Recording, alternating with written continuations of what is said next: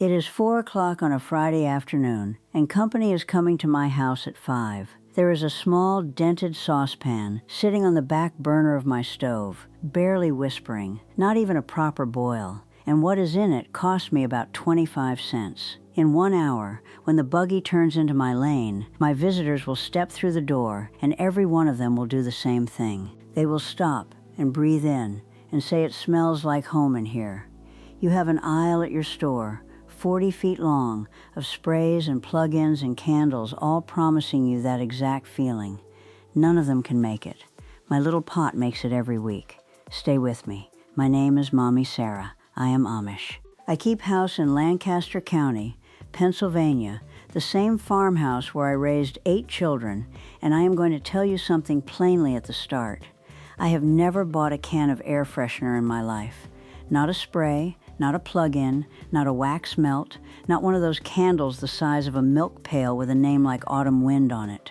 Never once. And yet English visitors, and I say that word with affection, English visitors ask me all the time what candle I burn, because my house smells the way they wish their houses smelled. Warm. Alive. Like apples and cinnamon and something baking, even on days when nothing is baking at all. Today I am going to show you the simmering pot, exactly how I build it, what goes in it, and in what order, what it costs, and the 3 things from your own pantry that make it work, including one you would never guess. And then I am going to tell you the part that should sit uneasy with you, which is what is actually inside those cans and bottles you have been spraying around your children, and why the companies that make them are not required to tell you the whole recipe. Stay with me. By supper time tonight, your house can smell like somebody loves it, for a quarter. Let me start with what most folks get wrong, because if you do not understand this, none of the rest will make sense. A smell from a spray can is a picture of a thing. A smell from a simmering pot is the thing itself. When a factory wants to sell you the smell of apple pie, their chemists build an imitation out of compounds mixed to fool your nose for a few minutes, the way a painting of a fire fools nobody's cold hands. But your nose is older than any chemist, and it is not truly fooled. It knows the difference between a picture of apples and apples. That is why the sprayed smell dies so fast and leaves something faintly false behind it, and why no plug-in has ever once made a person feel at home. The feeling you are after, that ache of walking into a house that smells like home, is memory. The nose is wired straight to the oldest part of your remembering, closer than the eyes, closer than the ears. It is the smell of real apple peel and real cinnamon and real steam that reaches in and finds the kitchen you were a child in. You cannot counterfeit your way to that. You have to make the real smell from real things, and it turns out that costs about 25 cents. This is what we have always done. My mother ran a simmer pot every washing Monday because wet wool and lye soap were nothing you wanted to greet your husband with, and every visiting Sunday on the back of the wood stove from November clear through March. Hers was orange peel and cloves in winter because oranges came into the house at Christmas and not much other time, and she saved every peel like it was money. Her mother before her kept a kettle with apple skins going on the stove during the fall canning, and my grandfather used to say he could find his way home from the far field blindfolded in October, just following his nose down the lane. Nobody called it anything. It did not have a name. It was just what the pot at the back of the stove was for, in the hours when it was not cooking. 200 years of Amish kitchens have smelled like warmth on purpose, and not one aerosol can was ever involved. Now let me build it with you, step by step, the way I will build mine this Friday. You want a small saucepan, the smallest one you own, and if you can spare one to the job permanently, do, because cinnamon will stain a pot over time, and it is pleasant to just leave the simmer pot sitting on the back burner between uses. Mine is a little dented aluminum pan that has done nothing but this work for 20 years. Fill it about 2/3 with plain water. Now the 3 things. First, apple peels. Not a fresh apple. Mind, though a fresh one works. The peels and the cores, the parts you were about to throw away from baking or from the children's lunches, or one whole apple gone soft and wrinkled in the bottom of the bowl, the one nobody was going to eat anyway. Slice it thin, skin and all. The smell lives in the skin. Second, 1 stick of cinnamon. A jar of cinnamon sticks costs about $4 and holds a dozen or more, so call it 30 cents a stick. And here is a thing worth knowing. 1 stick is good for 2 or 3 days of simmering before it is spent. Not the powdered cinnamon, the stick. Powder turns the water to mud and burns bitter. The stick gives its heart up slowly, which is the whole idea of this method. And third, and here is the one you would never guess, a small splash of plain white vinegar. A tablespoon, no more. I told you about my vinegar bowl by the door in another talking, and this is the same quiet worker in a different harness. The apple and the cinnamon make the good smell, and that little bit of vinegar rides up in the steam and unmakes the bad smells while the good one settles in. It cleans the air and perfumes it in the same breath, and with only a spoonful in a potful, I promise you will never smell the vinegar itself. That is the trick inside the trick, and I have never once heard an English tell it.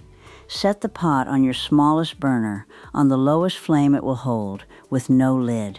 You are not cooking, you are coaxing. The water should shiver and steam, and now and then send up a lazy bubble, and that is all. A hard boil wastes the pot in an hour and cooks the smell into something jammy and too sweet. A bare simmer will run all afternoon, and all it asks of you is water. Walk past every hour or so and pour in another cup, the way you would water a plant. That is the entire labor of it. 25 cents of scraps and spice, a burner turned as low as it goes, and a cup of water on the hour.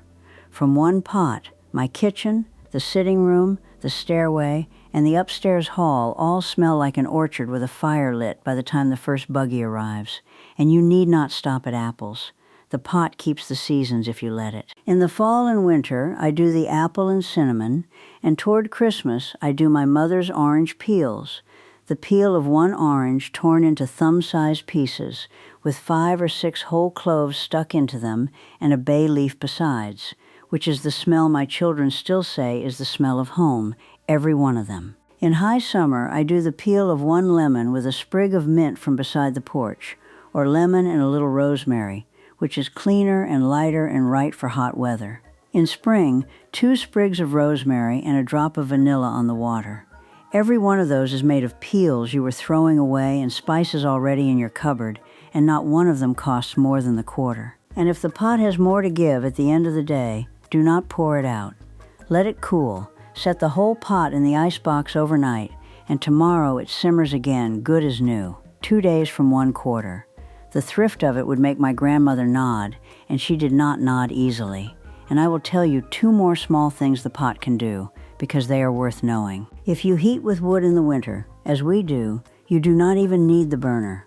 Set a heavy kettle or an old pot on top of the wood stove with the same water and peels and stick, and the stove that is already warming your bones will scent the whole house as a gift on the side, for nothing at all day long, filling itself into the air while you go about your work. My mother's pot never saw a burner in her life, and come December, the simmer pot makes the finest gift a person can give for under $1. Take a clean canning jar, lay in the dried peel of 1 orange, 2 cinnamon sticks, a spoonful of whole cloves, and a bay leaf.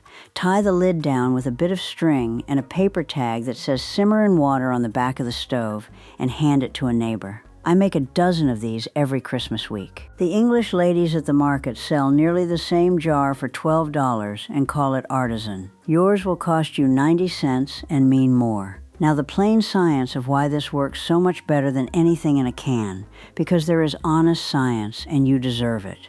Scent is carried by steam better than by dry air. The warm, moist air rising off that pot grabs the oils cooking gently out of the apple skin and the cinnamon bark and carries them up and out into every room that air can reach. And moist air holds scent longer and spreads it farther than dry air ever will. It is the reason a bakery smells stronger than a candle shop 3 times its size. The oils themselves are the real ones, pressed by heat out of real peel and real bark, the same oils the factories buy imitations of. There is a name for the orange one. The learned folks call it limonene, and that is the last time I will say it.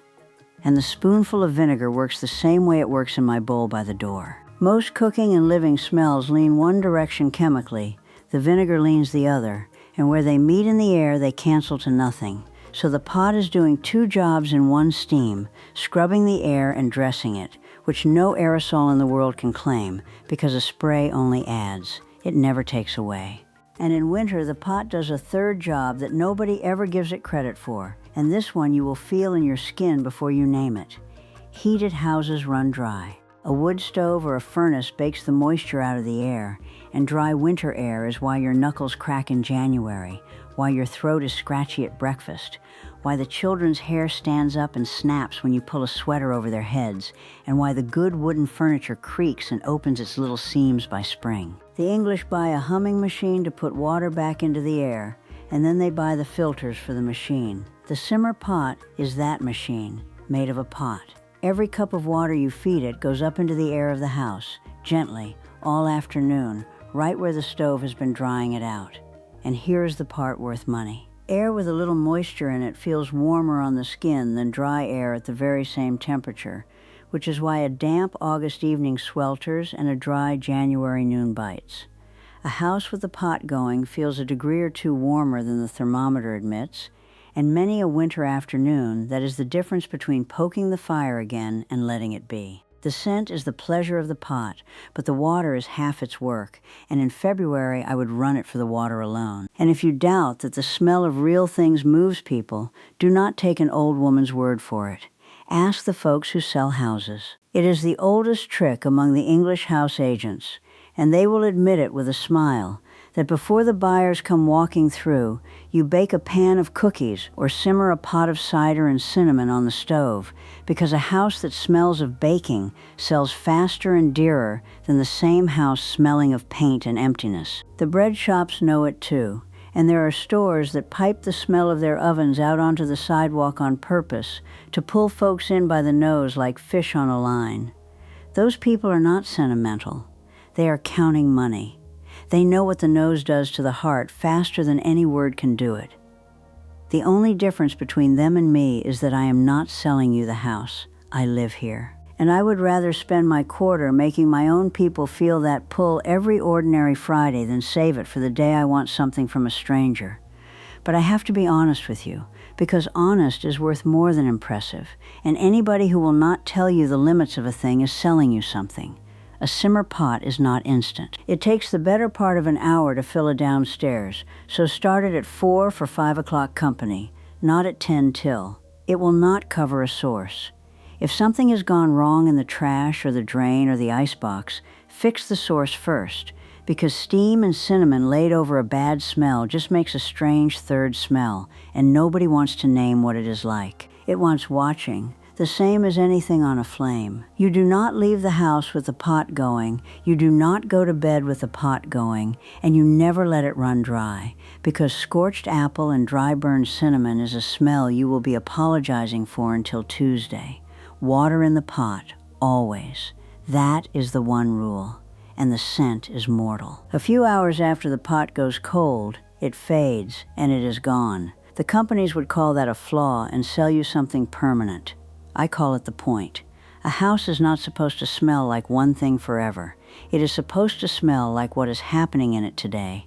Now think about who makes money the way things are. The air care business, the sprays and plug-ins and scented candles and the little trees for the buggy, or I suppose for your car, takes in billions of dollars every year, and every product on that 40-foot aisle is built to run out and be bought again. The plug-in wants its refill every month, forever. The candle burns itself into an empty jar. And here is the part that should sit uneasy with you. The word fragrance on those labels is allowed to stand for a whole recipe of compounds that the company does not have to spell out for you. And some of what hides behind that one word is nothing I would choose to mist over a baby's crib or a kitchen table. I am not going to stand here in my apron and preach chemistry. I have not studied, and if anyone in your house has troubles with their breathing, that is a talk for your doctor, not for me. But I will say what any plain woman can see. One choice is a sealed can of secrets that costs $5 a month and admits nothing. The other is apple peels, cinnamon, and water, where you can name every single thing in the pot because you put it there yourself. Nobody had to hold a meeting to keep the simmer pot off the television. I do not believe in that kind of conspiracy. It is something quieter and a little worse. There is no refill to sell on a pot of scraps, so there is no commercial.